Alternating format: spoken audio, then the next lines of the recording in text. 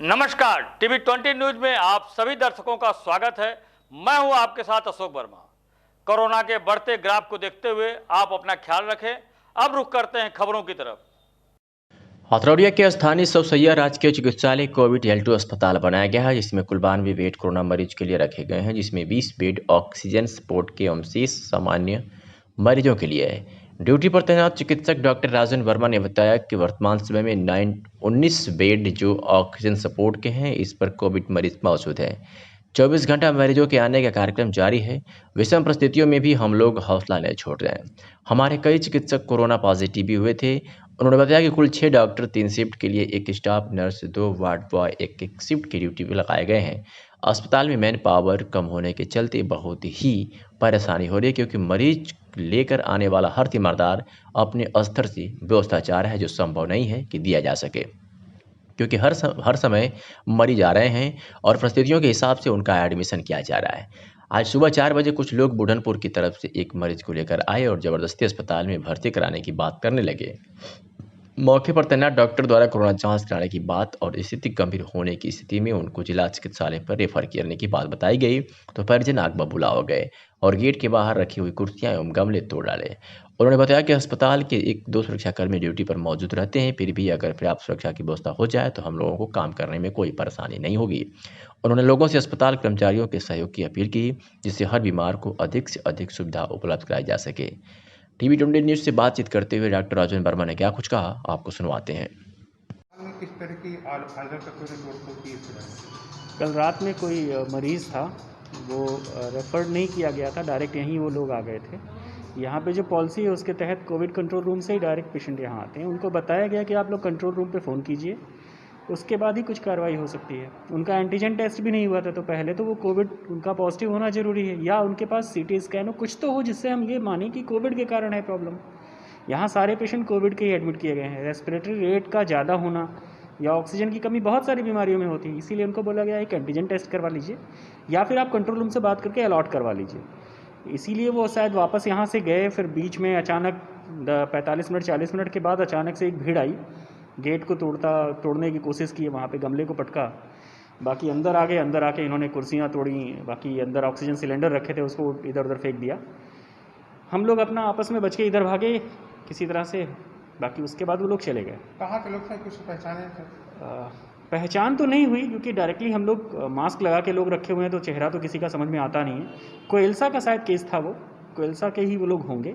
आपके sir security के लिए कोई गार्ड लगा या पुलिस लगा हो यहाँ पे? पुलिस के 2 गार्ड हैं, अब क्या कहा जाए, पुलिस के 2 गार्ड हैं, लेकिन वो लोग कभी इस अस्पताल पे नहीं रहता। यहाँ जैसे कि 2 अस्पताल है, ये MCH विंग है, बगल में ही मेन जनरल हॉस्पिटल है, वो लोग जनरल हॉस्पिटल के गेट पे ही बैठे रहते हैं, कभी इधर तो आते ही नहीं हैं। बाकी हमारे जो 2 प्राइवेट यहाँ के जो गार्ड रखे गए हैं, तो वो तो एक नॉर्मल पर्सन की तरह, उनके पास वर्दी तो कोई है नहीं जिससे कि कोई उनको जाने कि वो गार्ड है या क्या है। वो बेचारे क्या करते, ना उनको कोई हथियार है ना उनके पास कुछ है।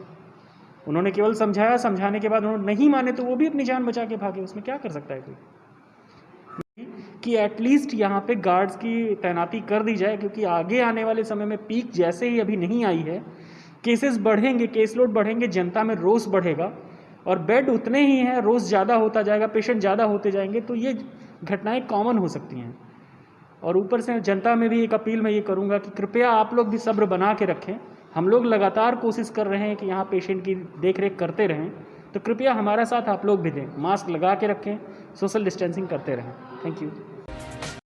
हथरौड़िया विकासखंड की मतगणना रामनाथ धनंजय पब्लिक स्कूल तेजापुर में 2 मई को आयोजित होगी, जिसके लिए तैयारियां पूरी कर ली गई है। विद्यालय परिसर में बनाए मतगणना केंद्र पर बैरिकेडिंग की पूरी व्यवस्था को कोविड प्रोटोकॉल के तहत भी की गई है। अंदर जाने वाले प्रत्येक व्यक्ति की जांच रिपोर्ट नेगेटिव होने और ऑक्सीजन का लेवल जांचने के बाद ही अंदर जाने की अनुमति दी जाएगी।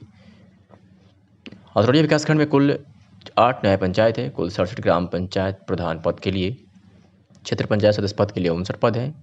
गणना न्याय पंचायत वार की जाएगी। प्रत्येक न्याय पंचायत के लिए 4-4 टेबल लगाए जाएंगे, अर्थात प्रत्येक न्याय पंचायत के 4-4 ग्राम पंचायतों की मतगणना एक साथ कराई जाएगी। इस प्रकार कुल 32 टेबल लगाए जाएंगे। मतगणना की तैयारियां पूरी कर ली गई है। प्रत्याशियों के पास जारी कर दिए गए हैं। सुरक्षा व्यवस्था का पुख्ता इंतजाम रहेगा। मतगणना स्थल के बाहर गेट पर कोविड हेल्प डेस्क की व्यवस्था कराई जाएगी।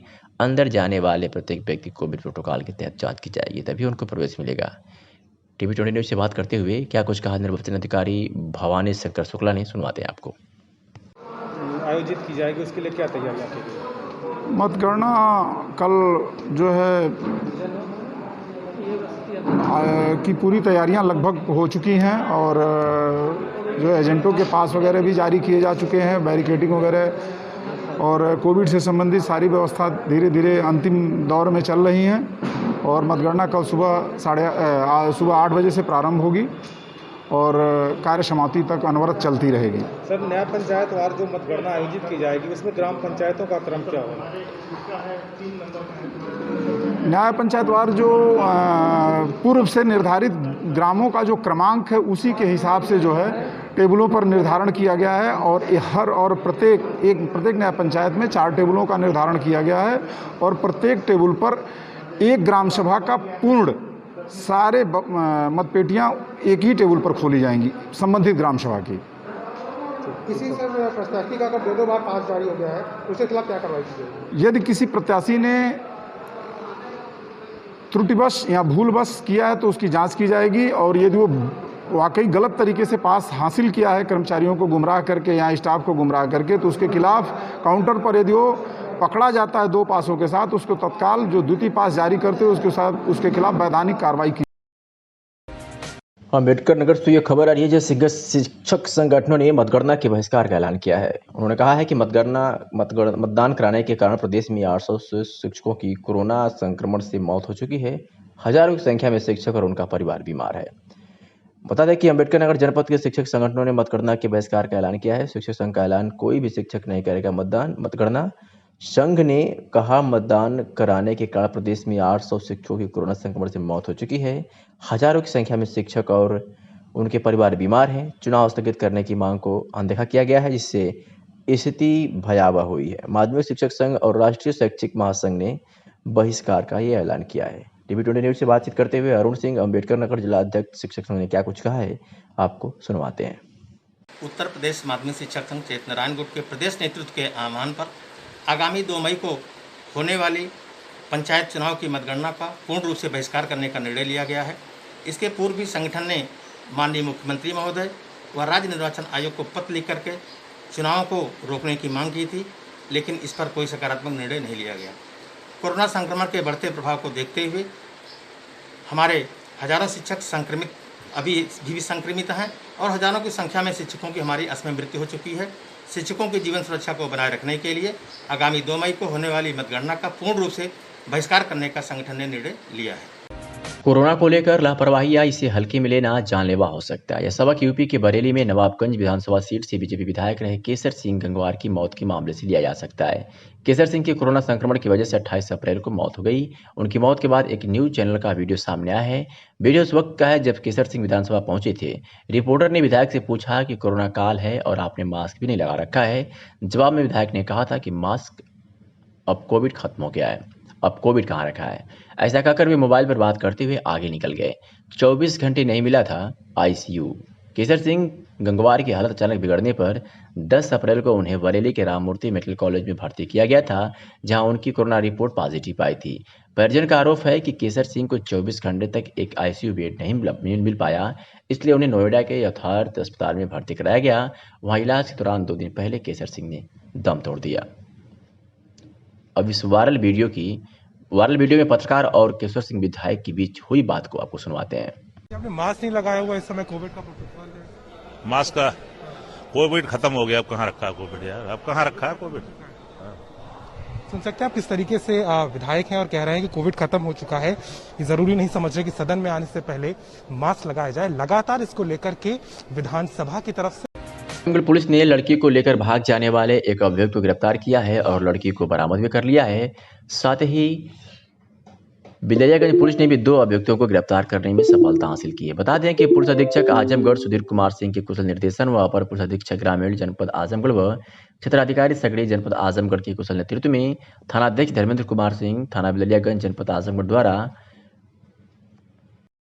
एक अभियुक्त गिरफ्तार किया गया है। तो वहीं पुलिस अधीक्षक के निर्देश पर भी थाना फूलपुर पुलिस ने लड़की को बहला फुसला कर लेकर भाग जाने वाले अभियुक्त को गिरफ्तार किया है और लड़की को बरामद कर लिया है।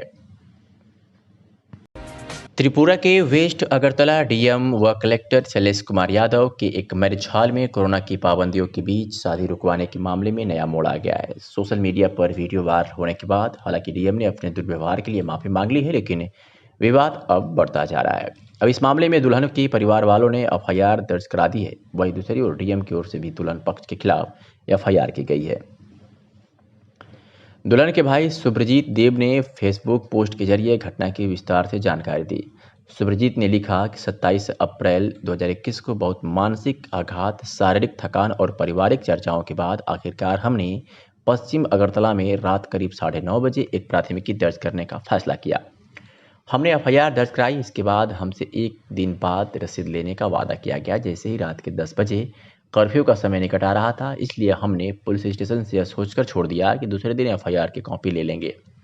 28 अप्रैल को मैं एफआईआर रसीद लेने के लिए पश्चिम पुलिस स्टेशन गया। मुझे पुलिस थाने में 3 से 4 घंटे बिठाया गया और रसीद नहीं दी गई। पूछने पर मुझे यह सुनिश्चित किया गया कि कुछ कानूनी प्रक्रियाओं के कारण इसमें देरी हो रही है और रसीद हमारे निवास पर भेजी जाएगी। हालांकि 29 अप्रैल रात करीब 9 बजे तक मेरी एफआईआर कॉपी नहीं मिली। 29 अप्रैल को सुबह 8 बजे मुझे स्थानीय समाचार पत्र से खबर मिली कि 28 अप्रैल को डीएम शैलेश यादव ने हमारे खिलाफ एफआईआर दर्ज कराई है। अब मेरे सामने तस्वीर स्पष्ट हो गई। बस मेरी एफआईआर को तोड़ मरोड़ करने के लिए 27 अप्रैल को हमारे खिलाफ एफआईआर दर्ज की गई है। सुब्रजीत ने कहा, हम एक ऐसे देश में रह रहे हैं जहां एक सामान्य आदमी न्याय मांगने के लिए एफआईआर नहीं कर सकता, जबकि एक जिला मजिस्ट्रेट आसानी से कर सकता है। अंत में हमने अपने राज्य के शीर्ष वकीलों में से एक से परामर्श किया है और सीआरपीसी की धारा 156 के तहत हमारी प्राथमिकी स्वीकार करने के लिए पुलिस अधीक्षक अगरतला को एक प्रार्थना पत्र लिखा है। फिर से खारिज होने और परेशान होने की डर से, जैसा कि एफआईआर दर्ज करते समय हुआ, मैंने आज शाम को रजिस्टर्ड पोस्ट के जरिए प्रार्थना भेजी। दुल्हन के भाई ने कहा, आशा करें और प्रार्थना करें कि एक बार जब ये प्रार्थना अपनी कुर्सी तक पहुंच जाए तो कुछ कार्रवाई हो। कानूनी दस्तावेज में मैं इस समय साझा नहीं कर सकता। मेरे वकील से सलाह लेने के बाद बाकी कानूनी कार्रवाई को अपडेट किया जाएगा। सुब्रजीत ने अंत में कहा, मैं और मेरा पूरा परिवार कृतज्ञ है पूरे राज्य और जिस तरह से देश ने आगे आकर हमारा समर्थन किया। अगर आप महसूस करते हैं कि हम गलत नहीं थे तो मैं सभी से समर्थन करने की प्रार्थना करता हूं। इसके साथ ही सुब्रजीत ने अपील करते हुए कहा कि मेरे माता पिता बुजुर्ग पोस्ट एंजियोप्लास्टी, हाइपरटेंसिव डायबिटिक हैं और कई दवाओं पर हैं। मानसिक आघात के बाद उनके स्वास्थ्य में सुधार आ रहा है। इसलिए कोई भी मीडियाकर्मी या शुभचिंतक मुझसे या मेरे माता पिता से संपर्क करने की कोशिश न करें। उम्मीद है हमें न्याय मिलेगा। उल्लेखनीय है कि सिंगर सोनू निगम ने भी डीएम के व्यवहार की आलोचना की है। डीएम ने पश्चिम अगरतला के एक मैरिज होम में कोरोना की पाबंदियों के बीच शादी रुकवाई थी। इस दौरान उन्होंने पंडित को थप्पड़ जड़ा और वर वधू पक्ष से दुर्व्यवहार किया। इसके बाद से ही उनके इस व्यवहार की कड़ी आलोचना हो रही है। राज्य के विधायकों ने भी डीएम के खिलाफ सीएम को पत्र लिखकर कार्रवाई की मांग की है।